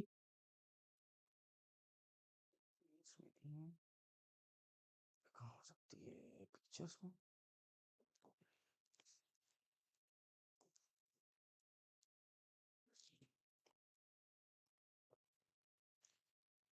ठीक है, ये आपको ध्यान में होनी चाहिए, याद ही करनी है, समझ लीजिए, है ना? अगर आपको क्लियर नहीं दिख रही है, थोड़ी ब्लर्ड दिख रही है, तो एनसीईआरटी प्रेफर करिएगा अपनी, है ना? सामान्य नाम लिखे हुए हैं यहाँ पर, और यहाँ पर जैविक नाम लिखे हुए हैं, यहाँ पर उनका वंश, कुल, गण, वर्ग, संघ, भाग। ये एनसीईआरटी में दे रखी है, इसलिए आपको ये तो याद होनी चाहिए। मानव का आपको सबको पता है, होमो सेपियंस। आपका वंश नाम क्या हो जाएगा? होमो, और आपका सेपियंस क्या हो जाएगा? जाति हो जाएगी। कुल क्या है इसका? होमिनिडी। गण क्या है? प्राइमेटा, अभी बात करी अपन ने, ठीक है। ममेलिया इसकी क्लास हो जाएगी, और कोडेटा अपना फाइलम है ही। घरेलू मक्खी की बात करें तो मस्का डोमेस्टिका इसका साइंटिफिक नेम है भाई। मस्का हो जाएगा इसका वंश, म्यूसिडी इसकी क्लास हो जाएगी, डिप्टेरा इसका गण हो जाएगा, वर्ग इसका इंसेक्टा, और आर्थ्रोपोडा फाइलम के अंदर आते हैं आपके सारे कीट मकोड़े, आपकी मक्खी वगैरह। आम की बात करें अपन, तो मेंजीफेरा इंडिका इसका साइंटिफिक नेम, मेंजीफेरा इसका वंश हो जाएगा, अनाडी अनार अनाकार्डियेसी ये इसका कुल हो जाएगा, गण इसका सेपिंडेल्स है, डाइकोटिलेडोनी इसका वर्ग है, संघ इसका एंजियोस्पर्मी है, ठीक है। गेहूं की बात करें तो ट्रिटिकम एस्टिकम एस्टिकम इसका साइंटिफिक नेम है, ट्रिटिकम इसका क्या हो जाएगा? वंश हो जाएगा, पोएसी इसकी कुल है, गण की बात करें तो पोएल्स हो जाएगा, वर्ग की बात करें तो मोनोकोटिलेडोनी, और आपका एंजियोस्पर्म क्या हो जाएगा? इसका संघ या फिर भाग। प्लांट की केस की बात करें तो प्लांट है तो भाग आ जाएगा, यहाँ पर एंजियोस्पर्म है ना। बस इतना ही आपको पढ़ना है इस चैप्टर के अंदर। जैसे मैंने आपको यहाँ पर एनिमल का बताया, वैसे ही आपका प्लांट्स का भी इस तरीके से, आपका जैसे नीचे से ऊपर की तरफ जाओगे तो आपकी समानताएं घटती जाएंगी। बस इतना आपको पढ़ना है। एक एक चीज आपको समझाने की कोशिश करिए, एनसीईआरटी में जितना दे रखा है ये चैप्टर, उम्मीद मैं करता हूँ आपको समझ में आया होगा। कोई आपको इंप्रूवमेंट लगे, लाइव लेनी है, रिकॉर्डेड ही रखनी है, आप भी बता दीजिएगा, फिर मैं अपनी सुविधा के अनुसार आपको बता दूंगा, ठीक है। तो कमेंट सेक्शन में कमेंट करके जरूर जाना। वीडियो को मैं पसंद आया लाइक कर दीजिएगा, अपने दोस्तों के साथ में शेयर कर दीजिएगा। कमेंट सेक्शन में कमेंट जरूर करके जाना, कमेंट मत छोड़ना, कमेंट करके जाना ही है। अच्छा लगे बुरा लगे कैसा भी लगे कमेंट कर देना। मिलते हैं अपन अगले लेक्चर्स के अंदर, तब तक के लिए पढ़ते रहना, मस्त रहना, ओके।